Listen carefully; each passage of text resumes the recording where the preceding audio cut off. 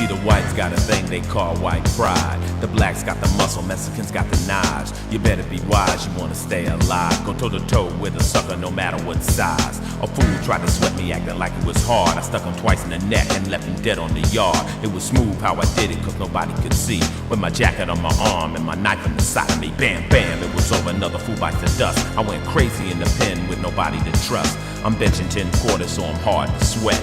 Use a tat gun and engrave my set. They call me a lifer cause I'm good as dead. I live in the hole so the floor is my bed. And I ask myself again, who has the power? The whites, the blacks, or just the gun tower?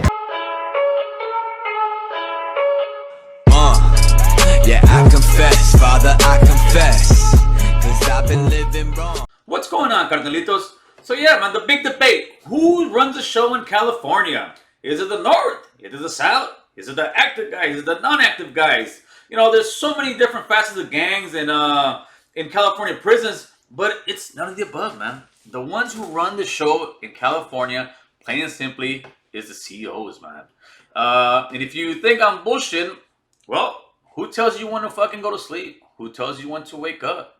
Who tells you when to eat breakfast? Who tells you you're not going to go out and eat breakfast? Who tells you to roll your shit up? Who tells you to bend over and show them your ass, man? That's the CEOs, brother. And whether you want to do it or not, you're going to break it down and you're going to do it. Because at the end of the day, like I said, they're running the show, man. And they're running the show because it's a big fucking business. It's a big business, not just in the state prisons. I think the state prison alone is like $12 billion a year to run out here in California. Average CEO makes about $44,000, and most of those places, like in rural desert areas, so that 44 grand will go a long way. They get overtime like a motherfucker. I know they get hazard pay when there's riots, and they're probably facilitating a lot of those riots. But at the end of the day, we're the ones putting ourselves in there, man. And aside from the CEOs, you got lawyers, you got courthouses, you got sheriffs, you got county jails. Man, these are big fucking factories that just keep housing our people in there. But again, we continue to put ourselves in there. A lot of people now, there's like a movement of prison reform and trying to help out. But let me take you back to show you how we got to where we're at, you know.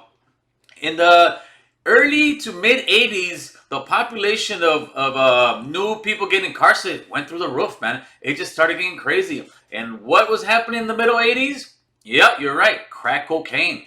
Crack cocaine hit the scene out here in Southern California in the mid 80s. And just like crack went up, you look at the charts, the fucking incarceration started going through the roof. And it kept going on through the 90s, higher and higher, because you had people fucking slanging dope. You had gangs becoming much bigger than they were. They used to be, you know, just certain gangs in certain areas, and it just blew up like fucking wildflower. Well, with all that happening in the 90s, the politicians were sick and tired of hearing all their people complain about they're being victimized. So what do? They started throwing the book at people. They started making minimum sentences in federal cases for raw cocaine. They started locking people up like never before. They started building more prisons. They started the third strike rule, and little by little, they were just plucking more and more people out of the society and putting them into prison. Why? Because regular Americans don't want to get robbed. Regular Americans don't want their house burglarized. Regular Americans don't want to get shot because they're working at a convenience store. They're trying to provide for their family. And that's one thing that's always lost in the shuffle when we're talking about prison reform. Well, let's do a little reform, but we need to reform ourselves. Because if we continue on this path of saying, oh, we need to do prison reform, we need to help these guys out, but then you guys are coming out and you guys are victimizing people, that defeats the fucking purpose. You know, I feel very strongly about this because my sister-in-law, just a few months back, fell in love with the guy, you know, guy from the joint, waiting for him for a couple of years, comes out in 30 days, the guy murders her, man. You know, and that leaves a fucking bad taste in my mouth because I'm like, wait a minute, these are the type of motherfuckers that you want to reform? It's something that me, myself, I struggle with, man, because I do have homies in prison. I do have homies doing life. I've got homies all up and down the state, just like a lot of us do. But on the other side of the token, I've got family members out here, man. And I'm sick and tired of people coming out here and just victimizing people, doing the same old shit, getting busted, and then talking about, hey, we need to reform. Well, it works both ways, man. If we're gonna continue to push for reform, okay, no problem. But we need to also reform our people and reform the way we think about it. Yeah, Southern Hispanics out here in California, man, for so many years, We looked at prison as like our goal, man. It was like hitting the professional league in football or something, you know. YA was like junior college. I guess camps were like fucking high school, and we thought, fuck, dude, we're gonna make it to prison. Fuck yeah, homie, I went to the joint. But what we soon started realizing is the joint ain't all it's cracked up to be, man. That place nowadays is just a fucking concrete box. Like I said, back in the 70s, 80s, and 90s, man, there was so much more free movement. There was so much more programming. There was just, I guess prison was much different than it is now. Nowadays, and even back then, I guess, it's just a boring fucking place. Aside from all the stories you guys hear about all these riots, about all these fucking gangster shit, that's one in a few, man. For the most part, it's just like sitting in your bathroom and waiting, brother. There's nothing going on. It's just a boring fucking existence. It's like if you're in the waiting room to die. That's all you're doing. You're in the world's longest waiting room, man. And there's no future in that shit. That's just like I said. It's all smoke and mirrors, brother. It's all lies. So if you think you're gonna go to the joint, you think you'll be calling shots, you think you're gonna be running the whole show, think again, brother. You may be running the whole show for a little while, but at the end of the day, there's always gonna be a fucking CEO there to tell you when to lock it up, homeboy.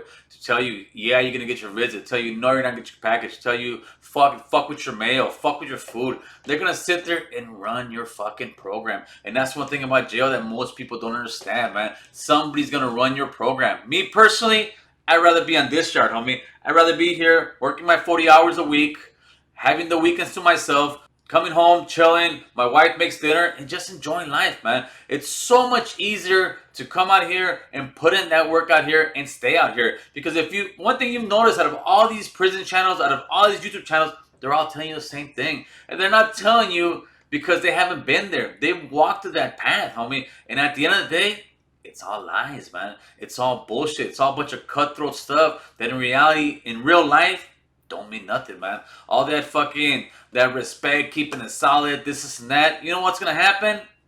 You're gonna get busted. Somebody's gonna take care of your old lady. Nobody's gonna be paying your bills. Nobody's gonna be buying your kids any shoes. Nobody's gonna take care of shit, homie. Nowadays, it's even worse than it was back in the days, man. Back in the days, at least we had more camaraderie between the homies. Nowadays, it's just a bunch of dope fiends, homie. It's just a bunch of tweakers with backpacks trying to figure out where they're gonna get their next fix, carnal. You know, unfortunately, I could say this so I'm fucking blue in the face, and some fucking youngster will be like, you don't know shit, this and that. No problem, homie. Don't worry, they'll leave the lights on for you. Those cell blocks will never get full enough not to keep you in there, you know. People see a lot of people coming out right now, but that's only because I think it was a 2009 Supreme Court decision that said California had to reduce their prison population, and they did. They fucking released a lot of people out here. But don't you worry, you break the law hard enough and commit a felony, they will definitely make room for you, carnalito. Yeah, I know there'll be some naysayers say, nah, we run the show, this and that, whatever clique you're from or facet of gang you're from. But you know what, homie? If somebody's telling you, hey, go over there, lock it up, and you go lock it up, guess what? They're running the show.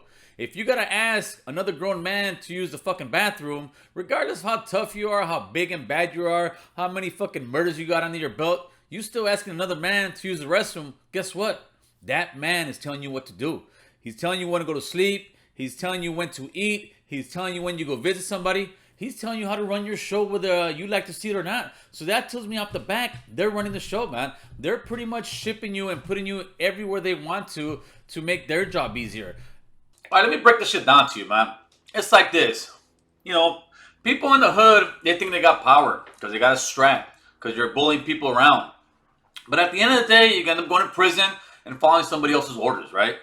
Who's got the real power? Is it the guy who has that gun and may be able to rob one or two people or how many people before he gets busted? Or is it that guy that actually owns some property and can tell you, hey, get the fuck off my property, and can get you arrested off your property?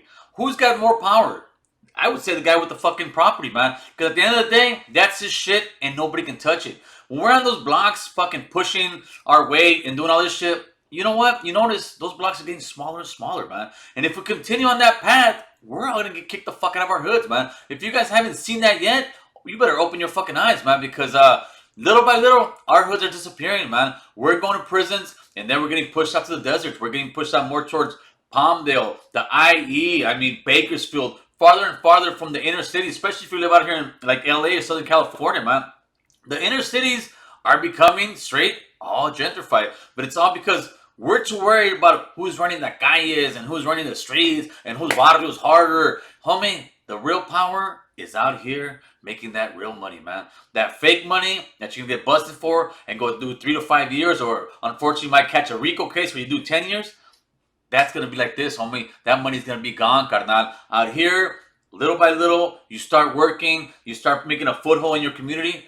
Brother, the sky's the limit for us. Like I said, we got the numbers, but we're too busy playing who's fucking stronger in the hood, homie, or who's got the biggest, baddest barrio. And you know what? That shit don't mean shit no more. It matters who takes care of their family more, who's out there providing for their family more. That's what the game's about, man. And the sooner we realize that, man, the sooner we get in that game, the better off we'll be, carnalitos. With all that being said, man, I appreciate the subscriptions and the comments, man. Make sure to hit that like button and share the message. You guys have a good one. Thanks. Bye. Yeah, I confess, Father, I confess, 'cause I've been living wrong.